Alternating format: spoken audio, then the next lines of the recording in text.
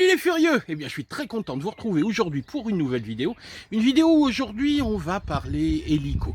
Vous n'êtes pas sans savoir que l'armée, que ce soit l'armée française ou l'armée américaine, investit beaucoup en ce moment dans les micro-drones.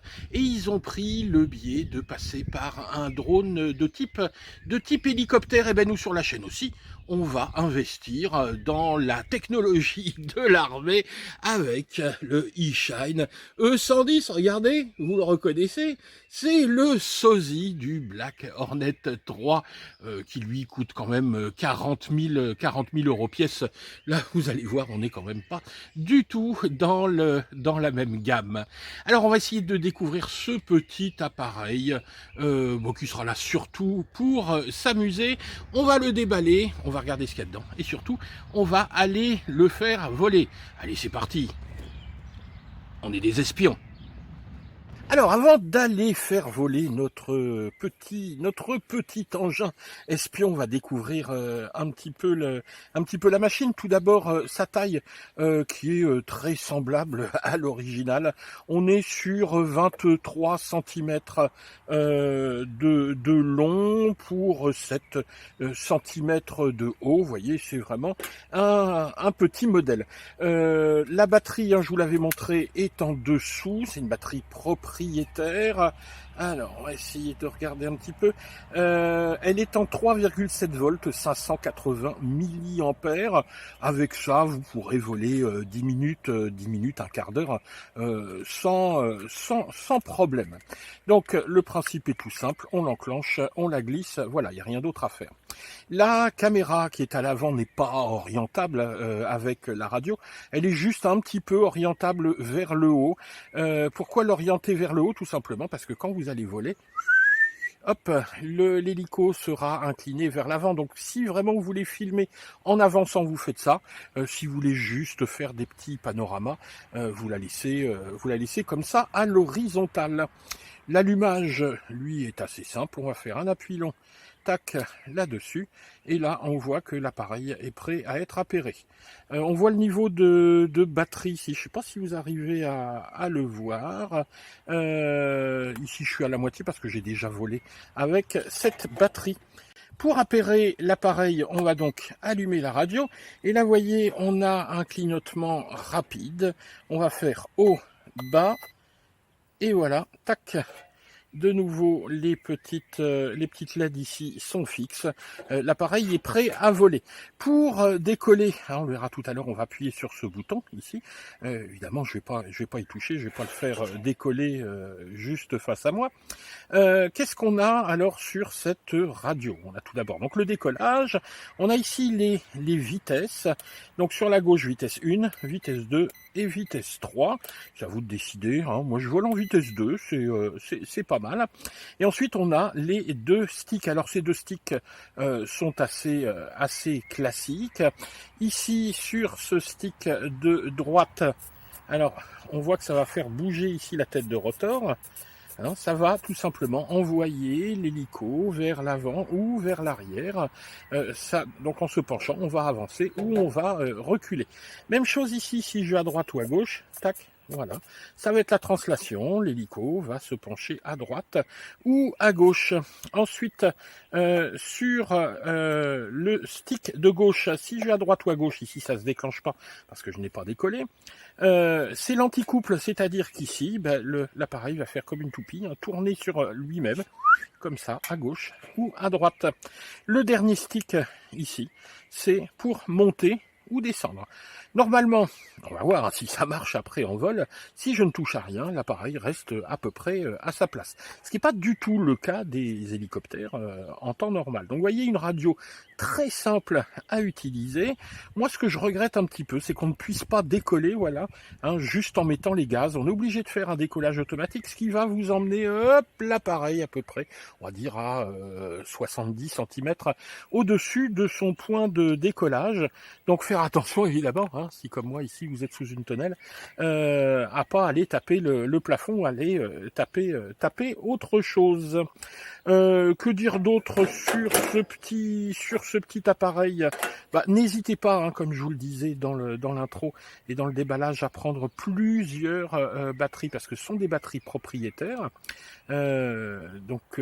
Voilà. Après c'est un petit peu toujours délicat en retrouver. Et bon, c'est un appareil léger, hein, 70 grammes. Donc évidemment, on va éviter d'aller voler dans le vent. Il résiste un tout petit peu de vent, hein, on va dire 5-6 km/h. Mais l'idéal, c'est vraiment les fins de soirée, quand le vent est tombé. Là, on fait des vols sympathiques. Et la particularité donc de ce petit eShine 110, c'est bien évidemment d'avoir une caméra comme l'hélicoptère espion. Bon, c'est plus pour s'amuser. Voilà, donc pour la présentation de cet hélico. Bon, bah maintenant, on va aller découvrir l'application, et puis après, on le fera voler. Au passage, hein, si la vidéo vous a plu, vous pensez à mettre un petit pouce vers le haut.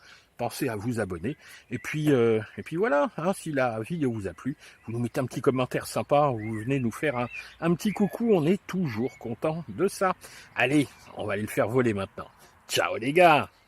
Alors, le branchement de l'appli va être extrêmement simple.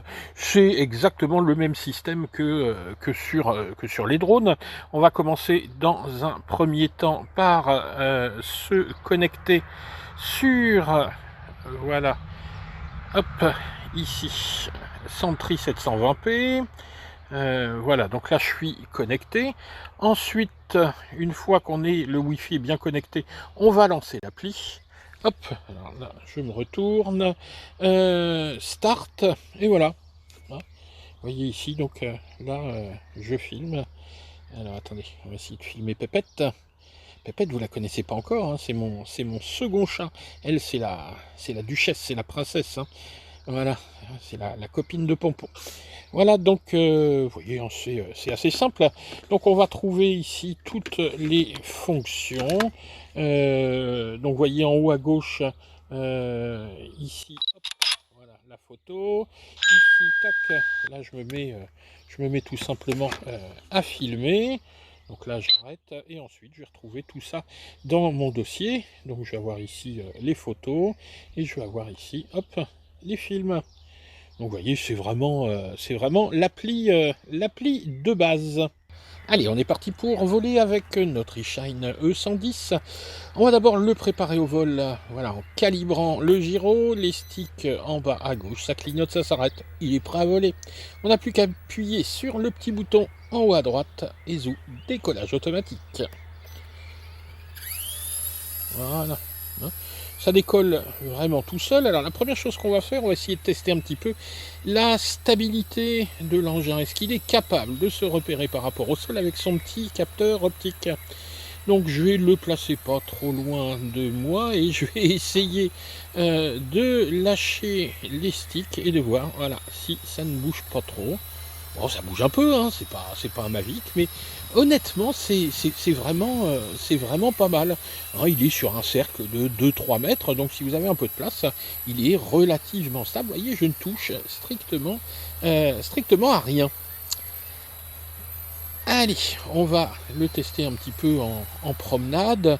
Donc voilà, hein, c'est un petit hélicoptère tout simple en 6G, c'est-à-dire qu'il est complètement stabilisé, impossible de faire de la 3D avec. Dès que vous lâchez les sticks, hop, il revient à l'horizontale, il arrête de bouger. D'ailleurs, le pilotage est assez bizarre parce que si vous laissez les sticks appuyés trop longtemps, il a tendance à partir et puis avoir du mal à revenir. Donc il faut faire des petits à-coups et le laisser de temps en temps reprendre sa position et puis se stabiliser. Donc voilà, on fait une petite promenade de 10-20 secondes et hop, on doit s'arrêter pour voilà, le laisser se restabiliser, sinon les commandes manquent un petit peu de précision. Donc autant dire que c'est pas avec ce genre d'hélico que vous allez apprendre à piloter. Alors pourquoi on va acheter ça? Bah pour s'amuser, hein, je pense. Et puis avoir un petit truc qui ressemble au drone au drone de l'armée. C'est juste pour le fun. Bon, sorti de là, après il y a peut-être d'autres machines plus sympas. On verra d'ailleurs ensuite le E120 au mois de juillet, qui lui risque d'être un petit peu meilleur au niveau des qualités de vol.